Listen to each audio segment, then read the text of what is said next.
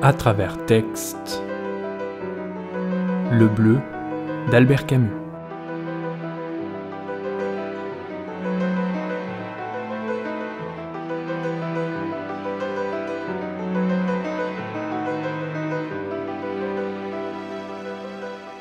Je ne voudrais pas tomber chez Camus dans le piège du soleil, car même si le personnage de l'étranger s'y est déjà fait prendre, il n'en est pas un. Cette lumière écrasante, éblouissante, qui cloue les personnages dans une torpeur, les rapproche néanmoins plus du monde. Le soleil et le désert, du lumineux, du jaune, du blanc. Le monde ocre du désert, si ocre dans le vent de Djémila, et à l'horizon, son Algérie natale, celle dont Camus s'est tant inspiré. Ne tombons pourtant pas dans cette monochromie. Dans le matin, le ciel et la mer s'éclaboussaient de lumière bleue et jaune, par grandes taches bondissantes, écrit Camus dans La mort heureuse. Le monde de Camus est bleu, particulièrement bleu, de vue et d'esprit. Chez lui, le bleu est légendaire, comme disait Vassili Grossman à propos de la peinture de Nicolas Roerich. Le bleu de Camus, c'est celui de la mer qui l'encercle, lui l'enfant de Mondovì. Ce bleu qui l'inonde, lui ce passionné de nage. Ce bleu qui l'inspire, présent dans toute son œuvre, lui qui aime Alger, justement parce que la mer y est à chaque tournant. Qu'est-ce que le bleu et que penser du bleu ? Écrit Camus. Il poursuit, c'est la même difficulté pour la mort. De la mort et des couleurs, nous ne savons pas discuter. Le bleu fera discourir Camus toute sa vie. Il compose sa palette, la palette du créateur en action, depuis les inspirations de jeunesse jusque dans tous les romans et même dans la pensée philosophique. Comme Valéry qui dit que de sa fenêtre de Sète, vue sur la mer, a enfanté toute son œuvre, sans compter les baignades, Camus a été immergé dans une géographie où le bleu est omniprésent. Nous entrons dans un monde jaune et bleu, nous prévient-il dès le début des noces, et dans une œuvre de la même couleur. Le bleu sera son refuge, là où commencent les choses et là où elles se terminent. Le bleu de Camus n'a pas de valeur, dans le sens il n'est ni positif ni négatif, justement parce qu'il est tout. Le bleu est si fort, aux puissances de l'enfantement, au baptismal ou qui conduit sur le Styx. Le bleu est en haut, en bas, partout.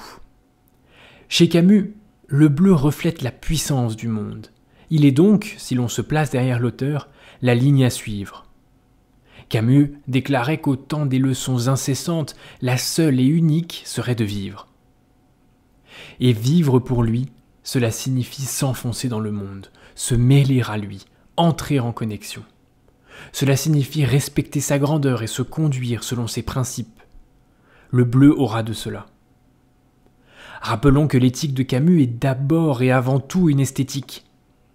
Quand on me dira l'homme révolté, je répondrai oui, mais oui au nom de l'été. La beauté sauvera le monde, avait dit très justement quelqu'un avant Camus. Et Camus ajoutait dans son discours de Stockholm que la jeunesse ne le refera pas, ce monde, et que son rôle est plus grand, il est d'éviter qu'il se défasse. Peut-être que la beauté est un des ciments, et le bleu, celui de la meilleure fabrique. Le bleu accompagne partout Camus. Il lui doit beaucoup. Il pourrait s'entendre avec Rodolphe qui dit à Emma Bovary qu'il existe deux morales, celle des gens agglutinés autour du sous-préfet, et l'autre, l'éternel, tout autour et au-dessus, notons que ces adverbes sont cruciaux chez Camus, comme le paysage qui nous environne et le ciel bleu qui nous éclaire, dit Rodolphe. Ciel camusien, mer camusienne, emportez-nous au gré des vagues qui rendent heureux, petits que nous sommes, dans l'immensité qui sent bon.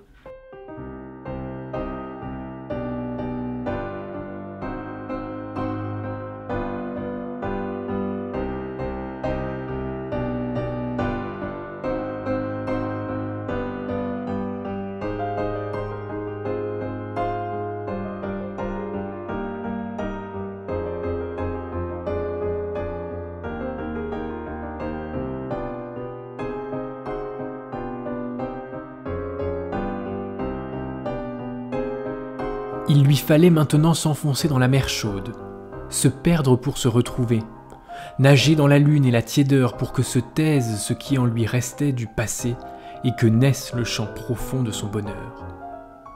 Il se dévêtit, descendit quelques rochers et entra dans la mer. Elle était chaude comme un corps, fuyait le long de son bras et se collait à ses jambes d'une étreinte insaisissable et toujours présente. Lui nageait régulièrement et sentait les muscles de son dos rythmer son mouvement. À sentir sa cadence et sa vigueur, une exaltation le prenait. Il avançait plus vite et bientôt, il se trouva loin des côtes, seul, au cœur de la nuit et du monde. Merveilleusement là, il retourna vers la rive. À ce moment, il entra soudain dans un courant glacé et fut obligé de s'arrêter, claquant les dents et les gestes désaccordés. Cette surprise de la mer le laissait émerveillé. Cette glace pénétrait ses membres et le brûlait comme l'amour d'un dieu d'une exaltation lucide et passionnée qui le laissait sans force. Il revint plus péniblement et sur le rivage, face au ciel et à la mer, il s'habilla en claquant des dents et en riant de bonheur.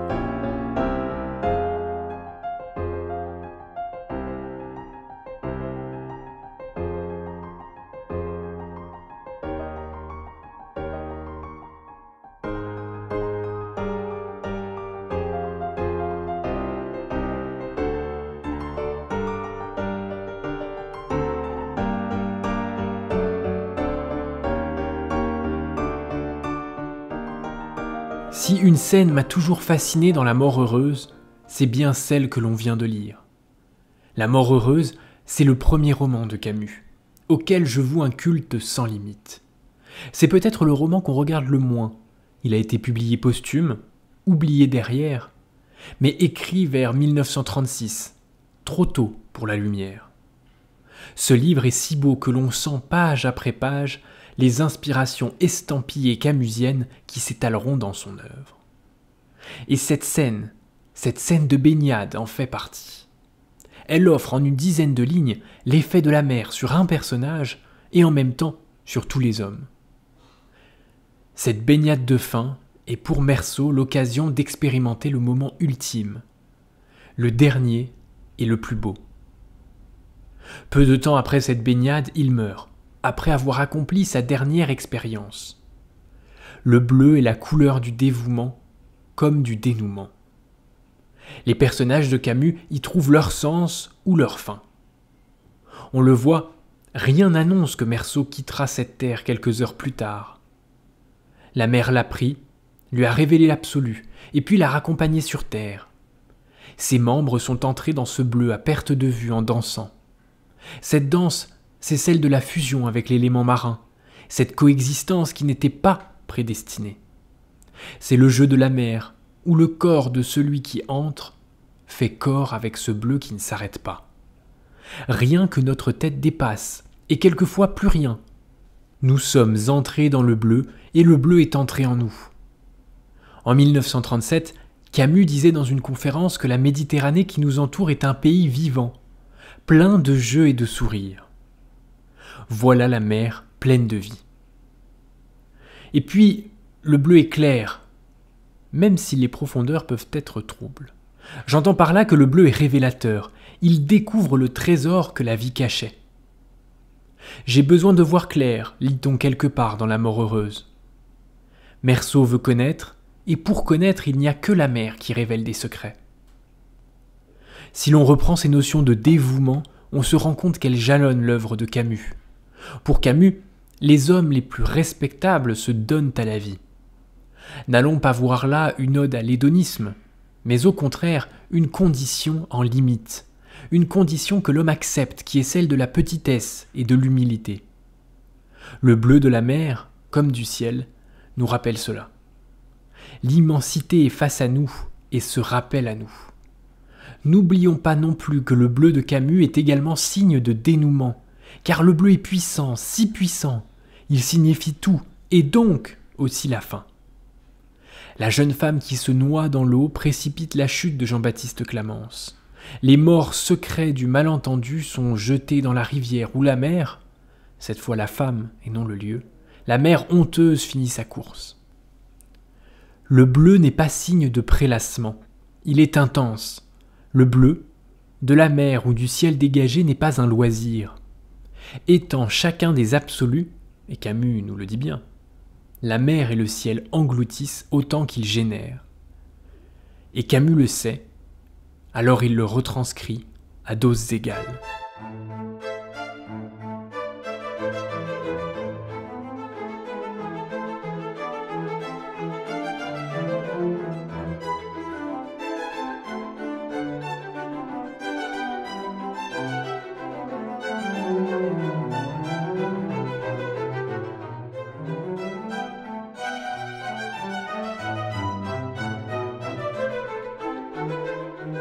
Étreindre un corps de femme, c'est aussi retenir contre soi cette joie étrange qui descend du ciel vers la mer.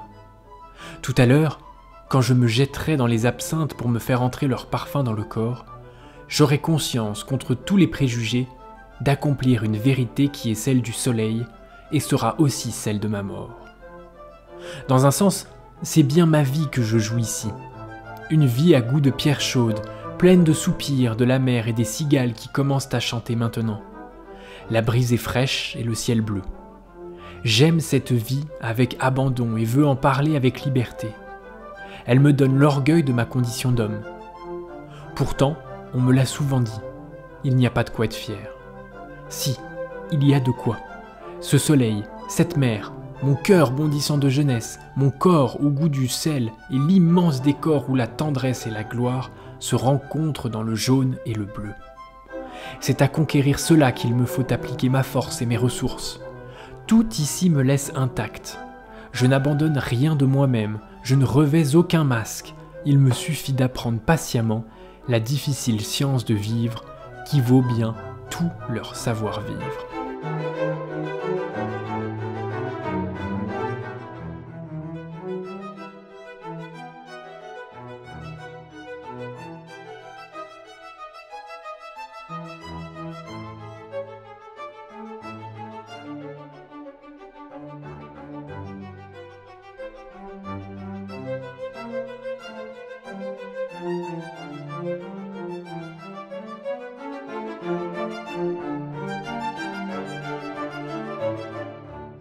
Camus n'a jamais distingué l'amour des hommes à l'amour du monde. Étreindre un corps de femme, c'est sentir une joie qui vient du ciel et qui va vers la mer, nous dit-il dans cet extrait des Noces à Tipasa. Tout part du bleu et se termine dans le bleu, et la sensualité définit ce voyage. On le voit bien, les sens sont pris, l'homme est captif. Mais cette captivité doit se vivre comme l'impasse de Sisyphe, à savoir heureux. Les sens de l'homme sont heureux d'être tenus, d'être pris. Ils sont les premiers à réagir au bleu. Les mains et le cœur sont ravis par la mer, cet immense décor comme on lit dans l'extrait. L'œil est surpris de la grandeur du ciel. La mer et le ciel stimulent, ils appellent à la réaction.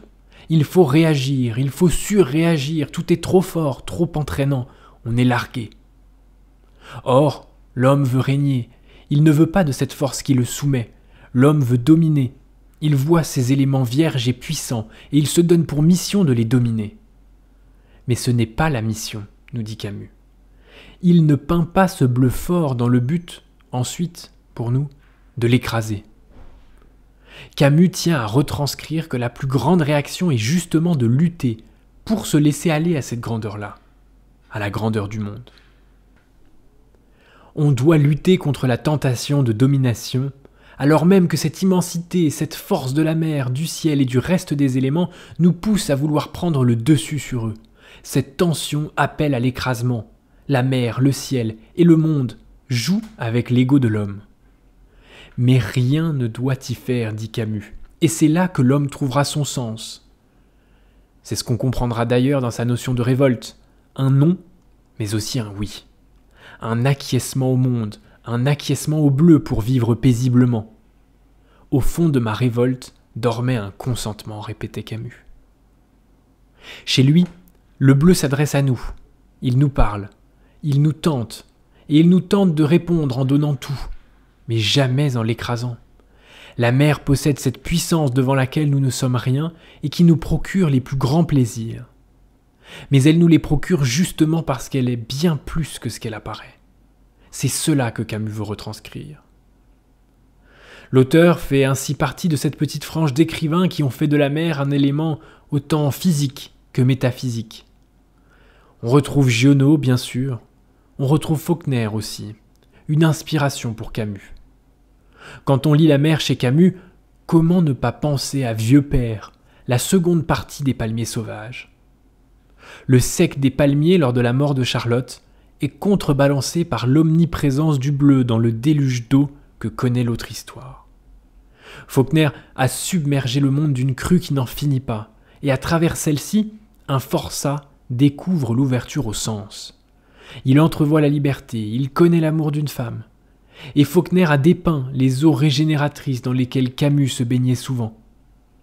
La complicité entre les deux se reflètera plus tard chez Camus, en 1956 notamment, où son Requiem pour une nonne est inspiré de deux personnages faulknériens.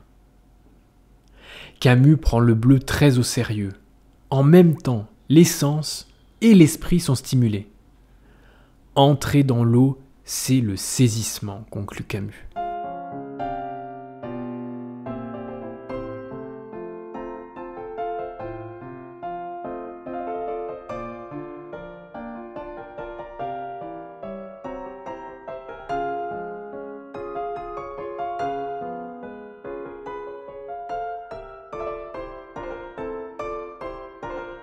Seuls aussi avec l'horizon.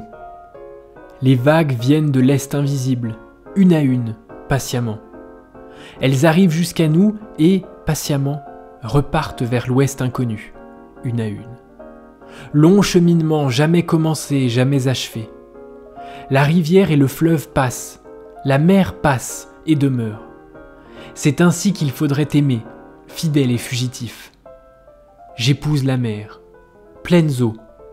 Le soleil descend, est absorbé par la brume bien avant l'horizon.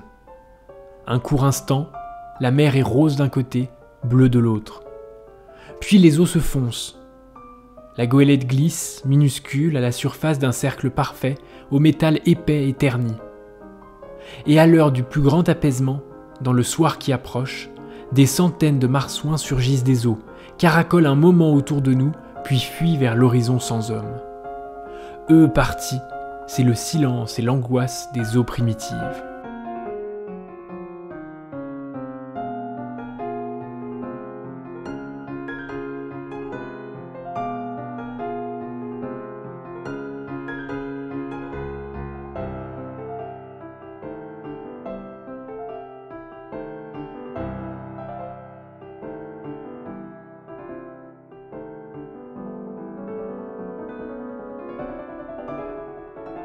Dans son voyage en Amérique du Sud, Camus prend presque plus de notes sur le trajet au sujet de la mer que lorsqu'il sera sur Terre. Voilà l'impression que l'on a à la lecture. Le chemin en bateau rime pour lui avec le paradis. Il peut chaque jour et toute la journée côtoyer la mer sous tous ses aspects, toutes ses couleurs, où le bleu se transforme en violet, fait du rose et prend du jaune selon les heures du jour et de la nuit. Camus s'assoit face à la mer, sur le pont d'un bateau, et nous sommes quasiment dedans, même si rien ne dépasse l'entrée du corps dans ses flots. Toujours est-il qu'il note chaque aspect de la mer. Je finis la journée, comme d'habitude devant la mer, somptueux ce soir sous la lune, dit-il, qui écrit sur la houle lente des signes arabes en traits phosphorescents. Le ciel et les eaux n'en finissent plus. Le bleu sur du bleu, le bleu en fond bleu, que du bleu. Rien ne donnerait un tableau plus beau que ces nuances si bien établies. Dans son voyage, il est frappant de voir à quel point Camus reste fasciné par la mer chaque jour passant. Pas un ne déroge, il note les aspects de la mer du matin, du midi, du soir. Dans ses carnets, c'est sans surprise que l'on apprend que la mer se classe facilement parmi ses mots préférés. Le bleu, c'est l'assurance de milliers de tonalités qui englobent notre existence. Le ciel comme la mer se rejoignent en cela. Ils représentent des absolus indépassables et dans lesquels on peut se plonger entièrement. Mais On peut dire que la mer a cela de particulier qu'elle donne au corps une opportunité que le ciel ne pourra jamais offrir. S'y glisser. Ce qui est si important à souligner dans la vision de Camus du bleu, c'est qu'il est un absolu. Et contrairement aux absolus idéologiques promus par les hommes, il n'est pas totalisateur. Au contraire, il est libérateur. Il faut le préciser car Camus s'est toujours positionné contre tous les fanatismes, que ce soit pendant la guerre ou pendant tous les événements algériens. Le bleu n'est pas une menace totalisatrice, c'est simplement un donné du monde. Un donné qui nous transperce entièrement et qui ne se soumettra pas, quelle que soit la force qu'on lui oppose. Voilà la différence entre un donné naturel et une construction idéologique de l'homme. Le bleu sera toujours là, peu importe la pensée à la mode. C'est un inconditionnel. S'y soumettre est donc l'assurance d'un apaisement sans condition.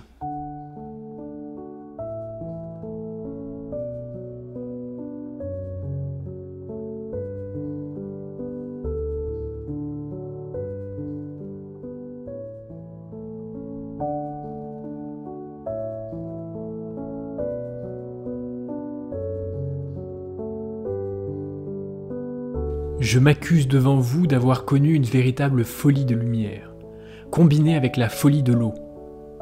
Mon jeu, mon seul jeu, était le jeu le plus pur, la nage. J'en ai fait une manière de poème, un poème que j'appelle involontaire, car il n'a pas été jusqu'à se former et à s'achever en vers. Mon intention, quand je l'ai fait, n'était pas de chanter l'état de nage, mais de le décrire, ce qui est fort différent. Et il n'a effleuré la forme poétique que parce que le sujet par lui-même, la nage toute seule, se soutient et se meut en pleine poésie. Se jeter dans la masse et le mouvement, agir jusqu'aux extrêmes et de la nuque aux orteils, se retourner dans cette pure et profonde substance, boire et souffler la divine amertume, c'est pour mon être le jeu comparable à l'amour, l'action où tout mon corps se fait tout signe et tout force, comme une main s'ouvre et se ferme, parle et agit. Ici, tout le corps se donne, se reprend, se conçoit, se dépense et veut épuiser ses possibles. Il l'abrace, il la veut saisir, étreindre, il devient fou de vie et de sa libre mobilité. Il l'aime, il la possède, il engendre avec elle 1000 étranges idées. Par elle, je suis l'homme que je veux être. Mon corps devient l'instrument direct de l'esprit.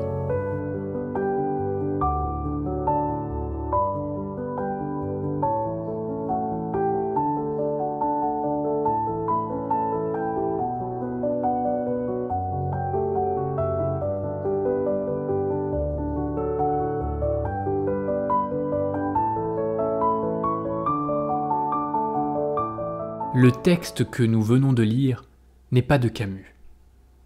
Cela aurait pu l'être.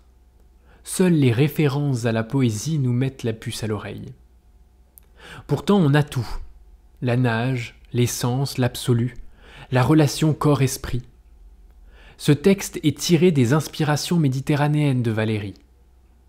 Car, comme Camus, il avait la mer en plus haute estime. La mer donne à Valéry le tempo de sa poésie. Les débuts de sa façon d'écrire ses poèmes, c'est par la nage et ce jeu avec les vagues qu'il les pense. La mer qui rejette, ses va-et-vient, ce sont les mouvements du poème. Ces ressemblances sont frappantes avec le rôle de la mer chez Camus. Mais en plus de permettre sa poésie, la mer chez Valéry est constituante de sa pensée. Car si on a dit que l'esthétique du bleu était omniprésente chez Camus, il faut immédiatement ajouter que le bleu constitue sa métaphysique. Mais penchons-nous sur Valéry. Son inspiration et son héritage sont fondamentaux pour créer cette frange des auteurs méditerranéens.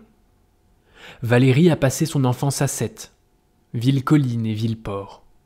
De nombreux parallèles avec les villes algériennes que connaît Camus. Et comme lui, l'œuvre de Valéry se ressent de son origine.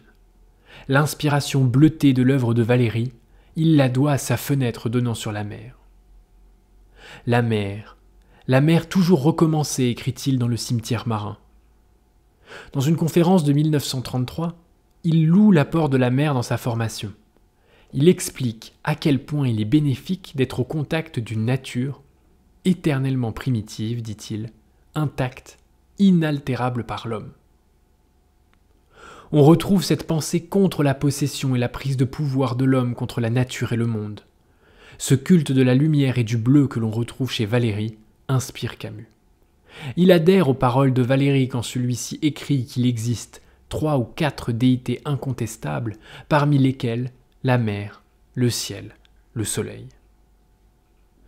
En plus de constituer un paysage sur lequel Valéry pose sa poésie, la mer sera l'origine d'une pensée philosophique extrêmement cohérente. Souvent dans ses cahiers, on lit l'inscription CEM. C'est la trinité issue de la Méditerranée. Corps, esprit, monde. Ce monde, ce bleu, ces éléments qu'il touche, dans lesquels il nage, sont directement reliés au corps, d'une part par la sensibilité, mais sont également reliés à l'esprit. Et ces liens entre ces 3 temps forment l'essence de la pensée méditerranéenne dans laquelle se retrouve Camus. Car le bleu de cette Méditerranée est un espace de possible, un déclencheur de pensée. Jamais et nulle part, dans une ère aussi restreinte et dans un intervalle de temps si bref, une telle fermentation des esprits, une telle production de richesse n'a pu être observée, dit Valéry. La Méditerranée doit être la source d'une pensée philosophique, le socle d'une vision du monde. Il faut respecter le bleu. Il est le signe de la pureté du monde, celle qu'on ne touche pas. La tendresse et la gloire se rencontrent dans le jaune et le bleu, dit Camus. Il va croiser ces 2 couleurs pour procéder à la création d'une pensée philosophique qu'on peut sans hésitation qualifier de méditerranéenne. La pensée de midi. Midi, le jour lui-même est en balance, écrit Camus. En effet, sa pensée de midi sera sa pensée de la mesure. Ce sera un acquiescement à la mesure, alors que tout semble nous en éloigner. Camus s'offusque dans l'exil d'Hélène de cet égarement des Européens. On a trahi la mesure héritée des Grecs, nous explique Camus. On l'a rejetée et on a rejeté avec la beauté. Délibérément, dit Camus, le monde a été amputé de ce qui fait sa permanence. La nature, la mer, la colline, la méditation des soirs. On a préféré la puissance qui singe la grandeur, finit-il par dire. En fait, on a préféré la conquête, nous dit Camus, la prise de pouvoir face à la mer. Mais il n'y a rien d'humain qui soit aussi permanent que le bleu. La pensée de midi sera le témoignage de Camus pour cette vision des éléments. Il défend de cette façon un esprit éclairé, raisonnable, tourné vers la vie, appréciant le donné naturel. Le bleu doit être apprécié d'extérieur. C'est la valeur de la beauté, de l'esthétique, une connivence sensuelle avec les éléments. Mais le bleu doit aussi être apprécié de l'intérieur.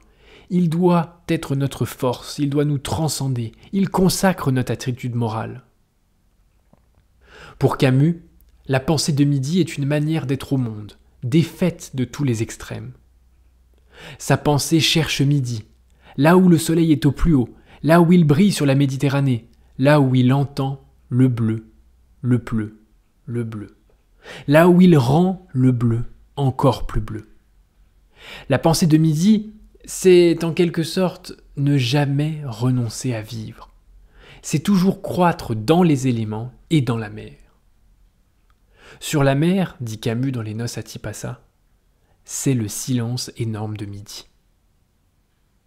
La pensée de midi rappelle qu'à une époque où l'histoire veut tenir les premiers rôles, rien ne compte plus que le bleu. C'est-à-dire que rien ne compte plus que l'attention au monde, le respect du donné et de nos limites d'homme, la sensualité. L'histoire est un trompe-l'œil pour l'homme. Camus le dit bien. L'histoire n'explique ni l'univers naturel qui était avant elle, ni la beauté qui est au-dessus d'elle. Elle a donc choisi de les ignorer, écrit-il. Finalement, Camus rejoint parfaitement la trinité valérienne, corps, esprit, monde. Simplement, il lui donne une heure, et pour de bonnes raisons, ce sera midi, l'heure où le soleil éclate sur la mer.